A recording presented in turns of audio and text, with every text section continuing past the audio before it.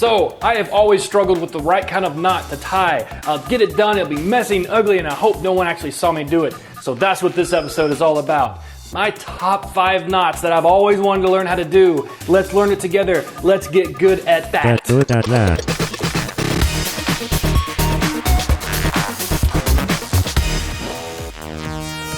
So first on the docket is a square knot. The reason I like a square knot is because you can take 2 ropes and make them into one solid rope. Take your right rope and your left rope. We're calling it that just because it makes it easy to remember how to do this. Your right hand, your left hand, right? You take the rope in your right hand and put it under the left hand, right? Then do a simple little twist. This time, you're gonna put the right over the left. So there it is. This time it's going over. Last time was under. This time it's over. Put it back through, right? Another little twist. And when you're done, it needs to look like these 2 loops. You're gonna see a bottom loop and a top loop. And when those are together, that's a square, and these will not come apart. That is now one solid rope. Next up is the Clove Hitch. Now the Clove Hitch is super useful. You're gonna use this one so much. It's how you actually bind a rope to a thing. This time it's gonna be a stick. Take the rope and go over, then back under, then over again, go under again, then match back up with the outgoing rope. See how this tension is right here? You've got the one coming in, going around, coming back out. No big deal, but you pop it like that. That's not going anywhere. You can pull it as much as you want. It's only gonna get tighter. Clove Hitch. Next up, we have the Bowline Knot, or as some people like to say, the Bowline Knot.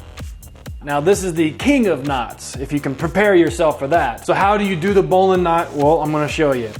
Make yourself a small loop like that. Now, I did it wrong just then. You need to have it where the working end, the end that's gonna go to your hammock or whatever you're tying down, needs to go under the end of your rope like this. So it goes under, make a little loop like that.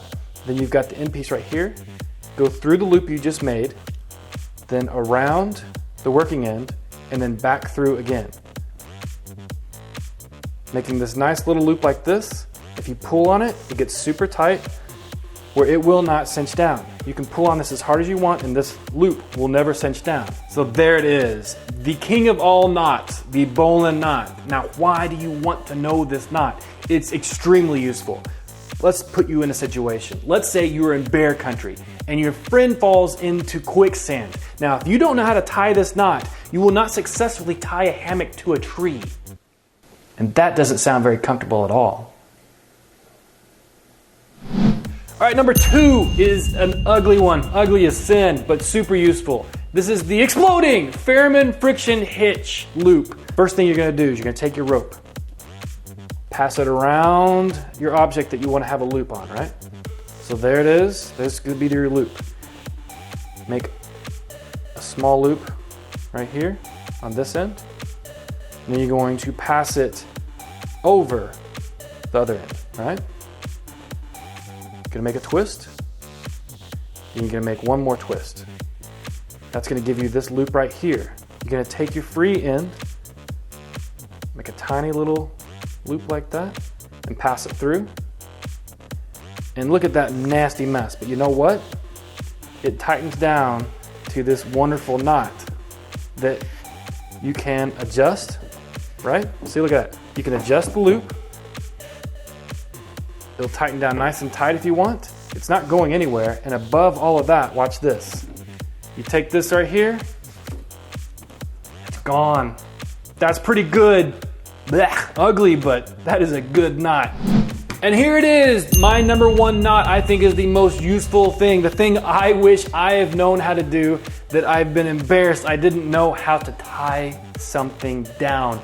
We've all had to move something from Home Depot or just moving boxes from a friend's house, and you're trying to tie things down, and if you don't have one of those ratchet straps, which work so great, and you get a rope and you're like, and you kind of just figure it out and you're like, it feels really tight, and you go down the road, wind gets at it and it's just loose again and again and again. Very embarrassing. So you've got just a rope, nothing fancy.